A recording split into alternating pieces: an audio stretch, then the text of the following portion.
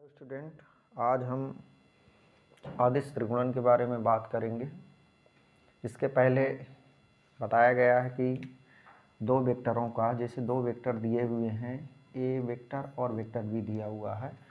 तो इनके dot product के बारे में हम पहले चर्चा कर चुके हैं। तो dot product A dot B ये अदिश राशि होती है, ये अदिश राशि होती है। और वेक्टर ए और वेक्टर बी का जो क्रॉस प्रोडक्ट होता है, यानी जो है सदिश गुणनफल होता है, उसको जो हम ए क्रॉस बी से डिनोट करते हैं। और ए क्रॉस बी का जो मान आता है वो सदिश राशि होती है, सदिश राशि होती है। तो यहाँ क्रॉस हम क्यों लगाते हैं? क्योंकि ये सदिश गुणन को जो है डिनोट करने का एक नोटेशन है। और ए क्रॉस बी इसलिए इस सदिश को, इस प्रोडक्ट को या इस गुणन को हम सदिश गुणन कहते हैं। अब आगे देखते हैं कि अगर तीन वेक्टर दिए हुए हैं, वेक्टर ए, वेक्टर बी और वेक्टर सी दिए हुए हैं, तो इन तीन वेक्टरों के बीच हम डॉट और क्रॉस का प्रयोग करेंगे। और डॉट और क्रॉस का प्रयोग कितने तरीके से हो सकता है? तीन वेक्टरों को एक साथ लेकर के हम डॉट और क्रॉस का प्रयोग करेंगे।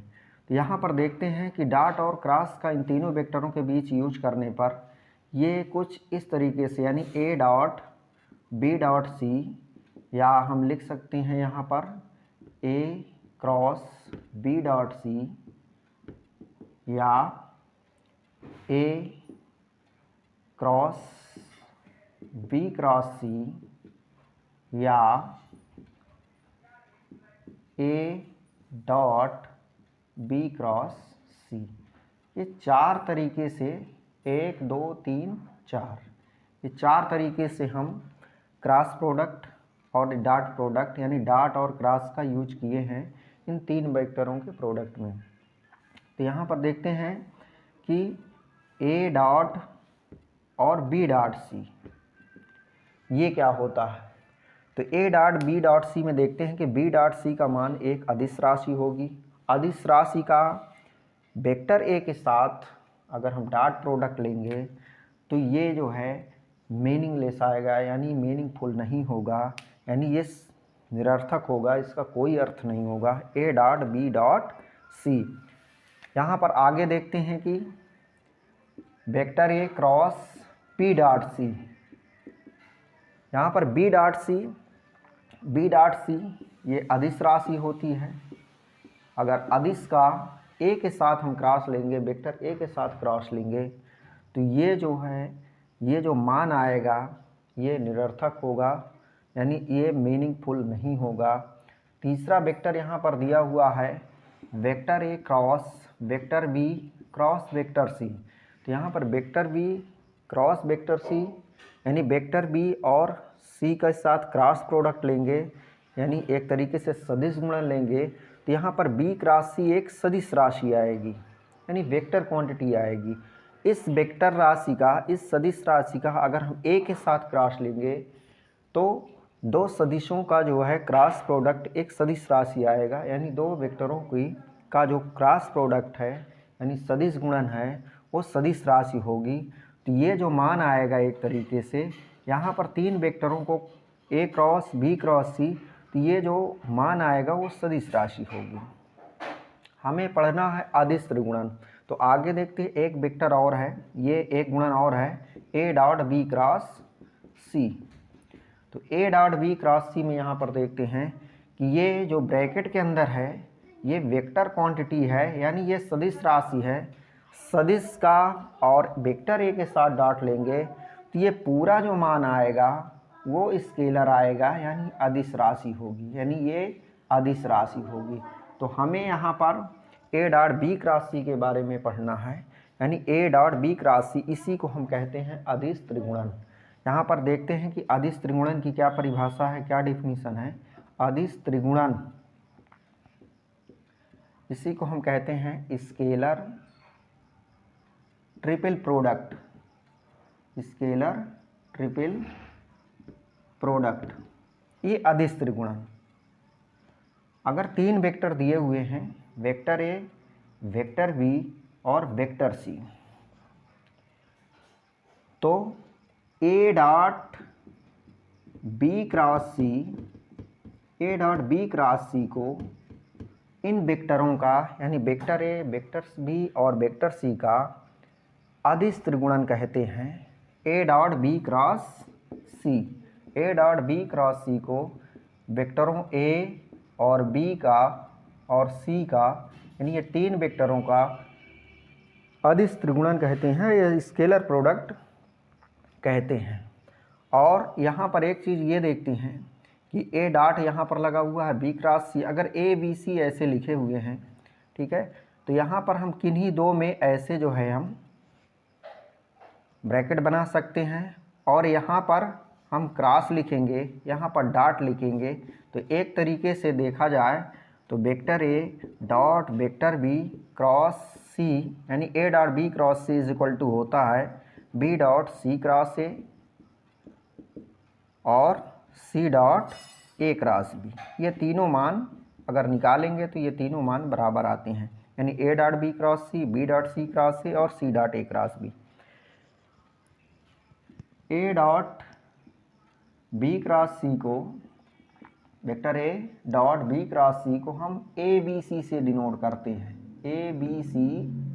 से डिनोट करते हैं। क्यों? क्योंकि यहाँ पर डॉट और क्रॉस की पोजीशन या स्थिति परिवर्तन करने पर वेक्टर के मान में यानी मान में कोई परिवर्तन नहीं होता। यानी यहाँ पर हम लिख सकते हैं कि A dot B cross C is equal to B dot C cross A is equal to C dot A cross B,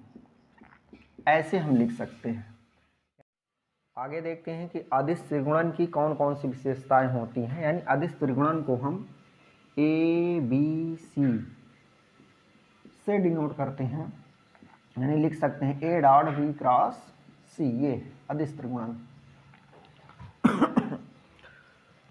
आगे देखते हैं कि कौन सी विशेषता है।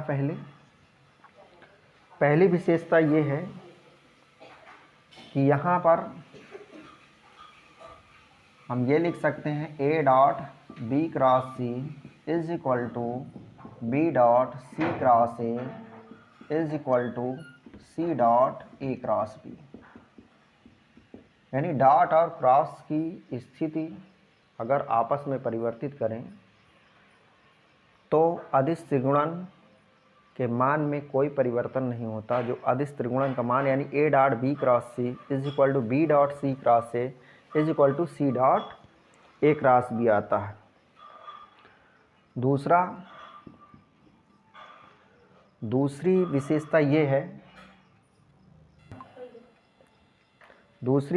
ये है कि अगर यहाँ पर जैसे A B C is equal to दिया हुआ है तो हम यहाँ पर माइनस बी ए सी भी लिख सकते हैं। यानी यहाँ पर दो वेक्टरों की जगह को आपस में ट्रांसफ़र करने पर यानी जगह आपस में बदलने पर यहाँ ए बी सी लिखा हुआ है, अगर बी के जगह पर ए लिखें और ए की जगह पर बी वेक्टर को लिखें तो यहाँ पर एक माइनस आ जाता है। इसी प्रकार हम ये लिख सकते हैं, जैसे सी ए बी दिया हुआ है तो यहाँ पर हम ये लिख सकते हैं माइनस सी बी ए, ऐसे लिख सकते हैं इसको। तीसरी प्रॉपर्टी ये है कि अगर इन तीन वेक्टरों में से यानी वेक्टर ए, वेक्टर बी और वेक्टर सी में से कोई दो वेक्टर सेम है, अगर कोई दो वेक्टर सेम है तो उन वेक्टरों का सदिश त्रिगुणन का मान 0 होता है। जैसे वेक्टर ए वी, इसका मान ये 0 आएगा। या कोई भी दो वेक्टर सेम है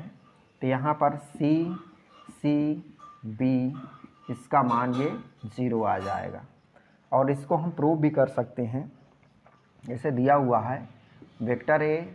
ए बी, इसका मान 0 कैसे होगा, इसका मान 0 कैसे होगा। तो ये परिभाषा से हम लिख सकते हैं कि ए बी को हम ऐसे लिख सकते हैं A dot A cross B, ऐसे लिख सकते हैं। इसके बराबर ये हम ऐसे लिख सकते हैं। A dot A cross B, A dot A cross B, A B, तो यहाँ पर हम लिख सकते हैं B dot vector A cross vector A, और दो सेम वेक्टरों का जो सदिश गुणनफल होता है, दो समान वेक्टरों का सदिश गुणनफल होता है वो 0 हो जाता है। तो यहाँ पर ये वेक्टर ए ये 0 हो जाएगा, तो इज इक्वल टू आ जाएगा ये 0 आ जाएगा। यानी इसका मान क्या होता है, 0 होता है। अगर तीसरा ये है, चौथी प्रॉपर्टी है कि अगर कोई वेक्टर इस टाइप दिया हुआ है lambda vector A B C, तो ये होता है लेम्डा को हम बाहर निकाल सकते हैं और vector A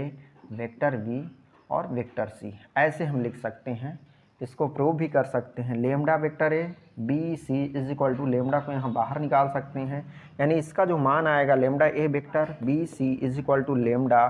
A B C, ये होगा। पांचवी प्रॉपर्टी ये है कि अगर यहाँ जहाँ लेम्डा अदिश राशि है, अदिश संख्या है, कोई भी अदिश संख्या हो सकती है, तो यहाँ पर अगर एल ए वेक्टर है, L A vector, M B vector, N C vector दिया हुआ है, तो इसको हम ऐसे लिख सकते हैं, जो vector A vector B vector C के गुणांक हैं उनको हम बाहर निकाल सकते हैं, यानी लिख सकते हैं M N vector A vector B और वेक्टर सी ऐसे लिख सकते हैं। और ये छठवीं प्रॉपर्टी ये है, छठवीं प्रॉपर्टी ये है कि अगर 3 वेक्टर दिए हुए हैं, कोई भी 3 वेक्टर दिए हुए हैं, उनका ट्रिपल प्रोडक्ट 0 होगा, उनका ट्रिपल प्रोडक्ट यानी ए बी सी अदिश त्रिगुणन 0 होगा यदि इनमें से कोई 2 वेक्टर एक दूसरे के कोई भी 2 वेक्टर, यानी the scalar triple product of 3 vectors is 0 if any 2 of them are parallel और कोलिनियर, यानी इनमें से अगर 2 वेक्टर एक दूसरे के समांतर हैं, कोई भी 2 वेक्टर एक दूसरे के समांतर हैं, तो जो अदिश त्रिगुणन का मान होगा यानी A B C is equal to 0 होगा, that is A dot B cross is equal to 0 लिख सकते हैं यहाँ। और अगली प्रॉपर्टी ये है कि अगर कोई वेक्टर 4 वेक्टर दिए हुए हैं ए बी सी डी, मान लो vector A vector B vector C और वेक्टर डी 4 वेक्टर दिए हुए हैं, तो यहाँ पर अगर इसको हम ऐसे लिखें vector A plus vector B और ये सी वेक्टर डी ऐसे अगर लिखा हुआ है, तो इसका मान हम ऐसे लिख सकते हैं vector A vector C vector D plus vector B C vector D ऐसे हम लिख सकते हैं। यानी A plus B C D दिया हुआ है, तो इसको हम ऐसे लिख सकते हैं A C D plus B C D. इसको प्रूव भी कर सकते हैं। यहाँ पर अगर इसको प्रूव करना हो A plus B vector A plus vector B C D, तो इसको हम देखिए L H S equal to ऐसे ले सकते हैं vector A plus vector B C D is equal to ऐसे, देखिए इस जो इसकी परिभाषा है ए बी सी की क्या परिभाषा है, ए बी सी की परिभाषा है ए डॉट बी क्रॉस सी ऐसे लिख सकते हैं। तो यहाँ पर इसको हम ऐसे लिख सकते हैं vector A plus vector B dot C cross D ऐसे लिख सकते हैं। और इसको हम ऐसे लिख सकते हैं वेक्टर ए डॉट डी ऐसे लिख सकते हैं। और इसको हम ऐसे लिख सकते हैं vector A dot C cross D plus B dot C cross D. तो A C D A dot C cross D है, तो इसको हम ऐसे लिख सकते हैं A C D plus B C D ऐसे लिख सकते हैं, ऐसे लिख सकते हैं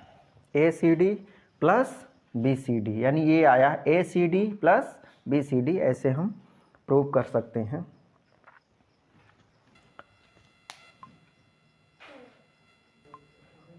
आगे देखते हैं कि अदिश त्रिगुणन का ज्यामितीय अर्थ क्या होगा, यानी ज्योमेट्री में, ज्यामिति में जो है इसका अर्थ अदिश त्रिगुणन का क्या होगा। तो अगर कोई समांतर खटफलक दिया हुआ है, कोई समांतर खटफलक दिया हुआ है, उसके किसी शीर्ष पर, मान लो कोई समांतर खटफलक दिया हुआ है और उसके शीर्ष पर जो तीनों भुजाएं मिलती हैं, किसी शीर्ष पर तीन भुजाएं मिलती हैं, अगर उनके सदिश vector A, vector B, vector C हैं, कोई अगर समांतर खटफलक है, खटफलक मीन्स ये होता है कि जिसमें 6 फलकें हों और दो दो समांतर हों, आमने सामने हों, तो उस फलक को हम समांतर खटफलक कहते हैं। समांतर खटफलक जैसे ले सकते हैं क्यूब है, घन है या घनाभ है, उसको हम समांतर खटफलक मानते हैं या समांतर खटफलक होता है। तो अगर समांतर खटफलक के किसी शीर्ष पर मिलने वाली भुजाओं की दिशाओं में वेक्टर ए, वेक्टर बी और वेक्टर सी यानी 3 वेक्टर लगे हुए हैं, तो इनका अदिश त्रिगुणन, यानी इन तीनों वेक्टरों का जो अदिश त्रिगुणन होता है, यानी vector A, vector C, vector A dot B cross C, अदिश त्रिगुणन का मान उस समांतर खटफलक के आयतन के बराबर होता है। यानी अगर हम किसी समांतर खटफलक का आयतन निकालना हो, तो अगर ये दिया हुआ हो, उस समांतर खटफलक के एक शीर्ष, यानी एक शीर्ष पर मिलने वाली तीनों भुजाओं के वेक्टर दिए हुए हैं, तीनों भुजाओं की दिशाओं में वेक्टर, तीनों भुजाओं से की दिशा में जो वेक्टर निरूपित हो रहे हैं वो vector A, vector B, vector C हों, तो उस समांतर खटफलक का आयतन हम ऐसे निकाल सकते हैं, vector A dot B cross C, ये आयतन का सूत्र होता है। आगे देखते हैं, एक प्रमेय है, यदि vector A, vector B, vector C तीन असमांतर अशून्य सदिश हैं, असमांतर हैं तीनों और अशून्य सदिश हैं, यानी vector A, vector B, vector C में से कोई भी वेक्टर शून्य नहीं होना चाहिए, तब वे एक समतली होंगे, यानी एक ही समतल में होंगे, या यूँ कहें कि वे कोप्लेनर होंगे, यानी एक ही प्लेन में होंगे, यदि इनका अदिश त्रिगुणन यानी ए बी सी बराबर 0 हो। यानी तीन vector, vector A, vector B और वेक्टर सी, तीन असमांतर अशून्य सदिश दिए हुए हैं, यानी तीनों 0 के बराबर नहीं होना चाहिए, तब वे कोप्लेनर होंगे, यानी एक समतली होंगे, यदि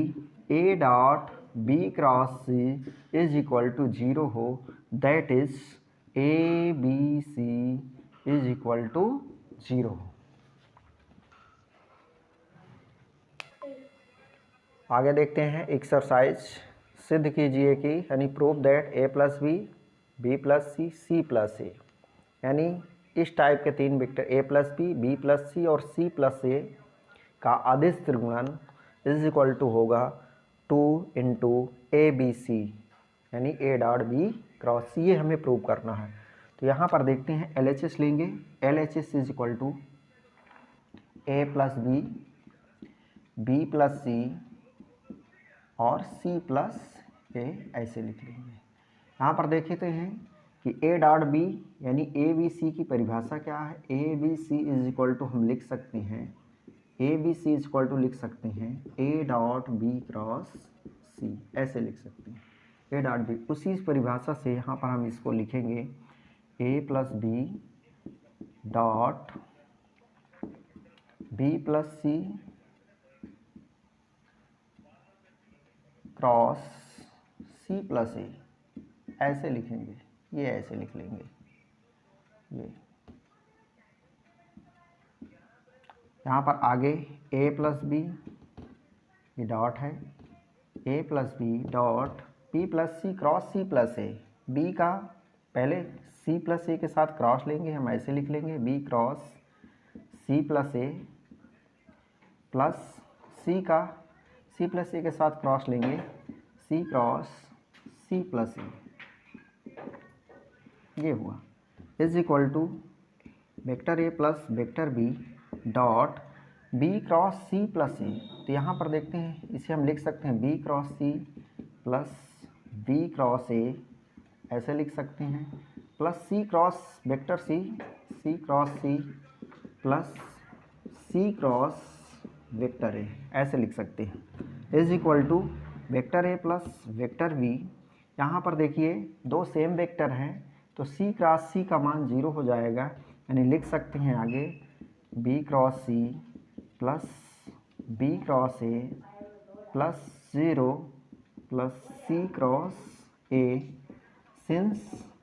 सी cross C is equal to, अगर दो सेम वेक्टर हैं तो उनका क्रॉस प्रोडक्ट यानी सदिश गुणन 0 होता है। यहाँ पर दो सेम वेक्टर हैं, दो सेम वेक्टरों का क्रॉस प्रोडक्ट है यानी सदिश गुणन है, तो यहाँ सी क्रॉस सी का मान देखिए यहाँ 0 आ जाएगा। तो ये है, अब A plus B dot B cross C plus B cross A plus C cross A लिखा हुआ है,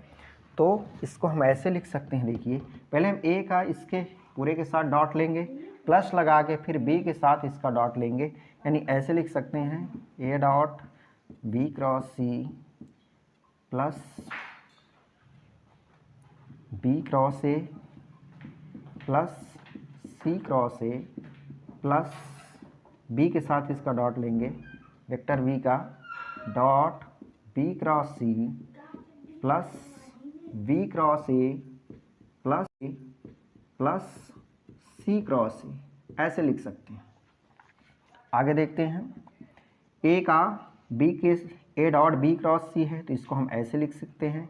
ए डॉट बी क्रॉस सी ऐसे लिखेंगे, plus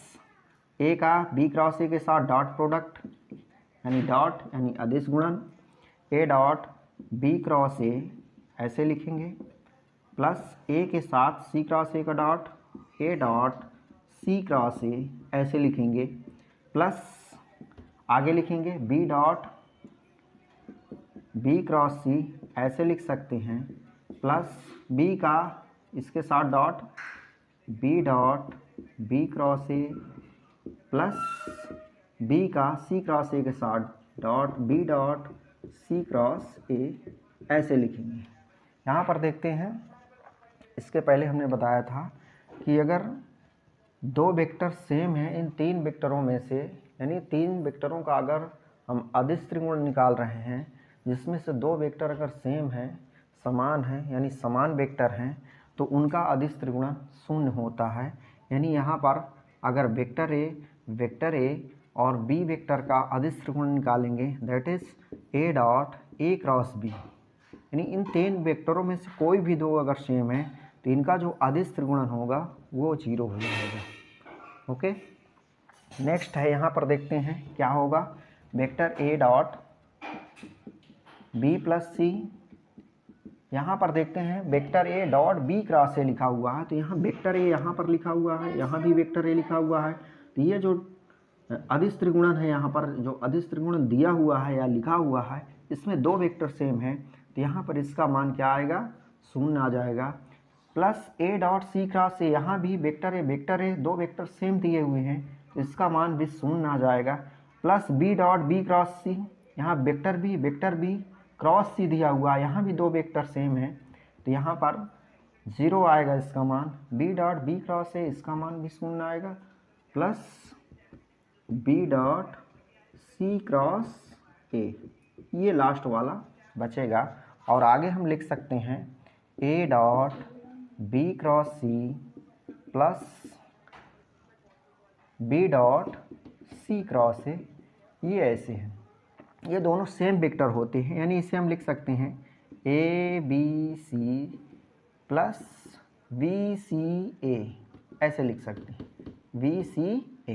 A B C A same vector होते हैं, ये सेम ऐसे लिख सकते हैं, vector A vector B vector C plus vector A B C ऐसे लिख सकते हैं, ये दोनों सेम वेक्टर हैं, एक ये है एक ये है, हम ऐसे लिख सकते हैं vector A vector B vector C is equal to RHS, ये ऐसे प्रूफ हुआ।